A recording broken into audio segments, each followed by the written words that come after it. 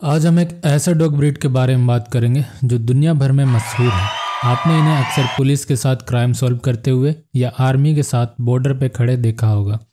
लेकिन क्या आप जानते हो, जर्मन शेफर्ड को पालना एक फुल टाइम जॉब है।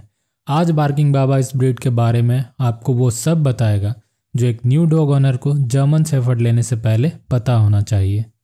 जर्मन शेफर्ड दुनिया के top 5 most popular dog breeds में से एक है। ये बहुत इंटेलिजेंट होते हैं, इसलिए इन्हें दुनिया के मोस्ट ट्रेनेबल डॉग्स में से एक माना जाता है।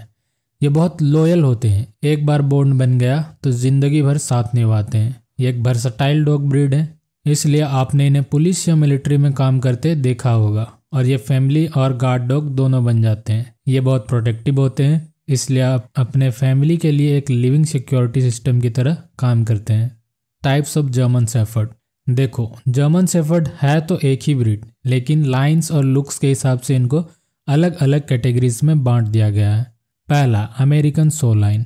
ये बड़े और बहुत अट्रैक्टिव होते हैं। इनका कोट बहुत शाइनी होता है। इन्हें मोस्टली डॉग शोज के लिए यूज किया जाता है। दूसरा, वेस्ट जर्मन वर्किंग लाइन। अब ये है असली काम वाले जर्मन शेफर्ड। इनका टेम्परामेंट बैलेंस होता है। ये ना तो ज़्यादा एग्रेसिव होते हैं और ना ही ज़्यादा फ्रेंडली। पुलिस और मिलिट्री में ज़्यादातर इन्हें ही यूज किया जाता है। East German line.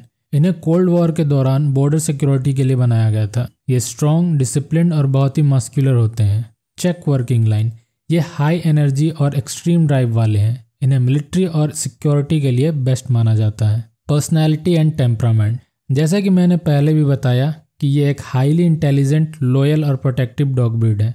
इन्हें नए कमांड सीखने में बिल्कुल भी टाइम नहीं लगता है और अपने फैमिली के सेफ्टी के लिए किसी पे भी अटैक कर सकते हैं। ये अपनी परिवार के लिए फ्रेंडली होते हैं, पर नए लोगों से घुलने मिलने में इन्हें थोड़ा टाइम लगता है। ट्रेनिंग से ही इनका असली मैजिक देखने को मिलता है। अर्ली एज से ही इन्हें ऑर्डर फॉलो करने के लिए ट्रेन किया जाता है। इन्हें सोशलाइज करने के लिए स्ट्रेंजर्स, डॉग्स या ऐसे सिचुएशन से भी फेमिलियर करवाना जरूरी होता है ताकि ये अच्छे से घुल मिलकर रह सके। इन्हें मेंटल स्टिमुलेशन चाहिए होता है, इसलिए पजल गेम्स, एजिलिटी ट्रेनिंग और एडवांस ट्रेनिंग कराया जाता है। मतलब सिंपल सी बात है, आपको इसे ट्रेन करने के लिए डेली 1 से 2 घंटे तो निकालने ही होंगे, वरना आपके घर के साथ ये क्या करेंगे ये तो भगवान ही जाने। Health issues. थोड़ा इनके हेल्थ इशूज़ के बारे में भी जान लेते हैं। वैसे तो ये काफ़ी स्ट्रॉन्ग ब्रीड है, लेकिन इनमें कुछ कॉमन हेल्थ इश्यूज देखने को मिलते हैं, जैसे कि हिप एंड एल्बो डिस्लेसिया। इनमें सबसे बड़ा हेल्थ इशू यही है। इसके वजह से इन्हें चलने में दिक्कत होती है। ये प्रॉब्लम आपको लेब्राडोर या गोल्डन रिट्रीवर में भी देखने को मिल जाएंगे। डॉग का जेनेटिक्स इसमें मेजर रोल प्ले करता है, लेकिन सही breeding, weight control, balance diet, safe exercise और अर्ली वेट केयर से रिस्क काफ़ी हद तक कम हो जाती है। Degenerative myelopathy. ये एक सीरियस स्पाइनल कंडीशन है जो इनमें कॉमनली देखने को पाई जाती है, पर एक हेल्दी लाइफस्टाइल और वेट केयर से इसे बचा जा सकता है। गैस्ट्रिक डायलेटेशन, यानी पेट में गैस की प्रॉब्लम, और इससे बचने के लिए अपने डॉग को एक बैलेंस डाइट देना बहुत ज़रूरी होता है। Skin allergies and shedding. German shepherd में कई तरह के स्किन एलर्जीज देखने को मिलते हैं, जैसे flea allergy, food allergy, environmental allergy और कॉन्टैक्ट एलर्जी। जर्मन शेफर्ड एक डबल कोटेड डॉग ब्रीड है, इसलिए साल भर शेड करते हैं। शेडिंग को कम्प्लीटली रोका तो नहीं जा सकता, बट इसे कंट्रोल और मैनेज किया जा सकता है। तो ये थे जर्मन शेफर्ड के कुछ हेल्थ इश्यूज। अब जानते हैं इनके ग्रूमिंग के बारे में।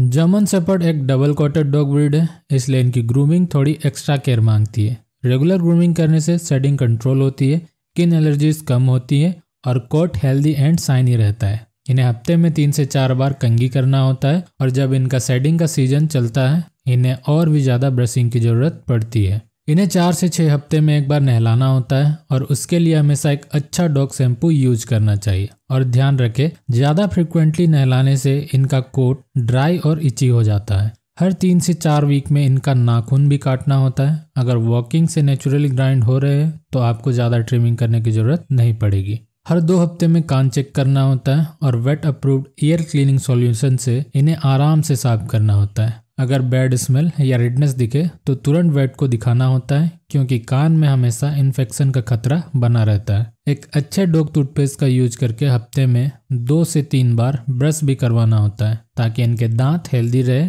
और मुंह से बैड स्मेल ना आए। आप चाहो तो डेंटल च्यूज का भी यूज कर सकते हो। चलिए अब देखते हैं इनके लिविंग कंडीशंस के बारे में। अगर आप एक जर्मन शेफर्ड रखने की सोच रहे हो तो आपके पास एक बड़ा स्पेस होना चाहिए। आप इसे अपार्टमेंट में भी रख सकते हो अगर आपके पास कोई पार्क या ग्राउंड है जहां आप इसे 1 से 2 घंटे एक्सरसाइज करवा सको। ये एक लॉन्ग कोट वाला ब्रीड है, इसलिए गर्मी में इन्हें परेशानी होती है, तो उससे बचने के लिए शेड, वाटर और कूलिंग की अच्छी व्यवस्था होनी चाहिए। Cost and maintenance. इंडिया में एक प्योर ब्रीड जर्मन शेफर्ड का प्राइस लगभग 15,000 से 80,000 तक हो सकता है, डिपेंड करता है आप कहाँ से लेते हो। इसके साथ ही इनके फूड, वेट, ग्रूमिंग, ट्रेनिंग सब मिला के लगभग 8 से 15,000 तक का मंथली एक्सपेंस आ सकता है। मतलब जर्मन शेफर्ड रखना एक इमोशनल और फाइनेंशियल कमिटमेंट दोनों है।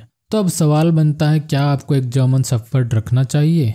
अगर आप बिजी रहते हो और डॉग के लिए डेली एक्सरसाइज या वॉक करवाने का टाइम नहीं होता है, या आपको एक लो मेंटेनेंस छोटा लैब डॉग चाहिए, तो आप जर्मन शेफर्ड ना ही लो तो बेटर है। पर अगर आपको एक लॉयल, प्रोटेक्टर, इंटेलिजेंट और वर्सटाइल डॉग चाहिए और आपके पास इसे ट्रेन करने का टाइम हो, तो जर्मन शेफर्ड आपके लिए one of the best option हो सकता है।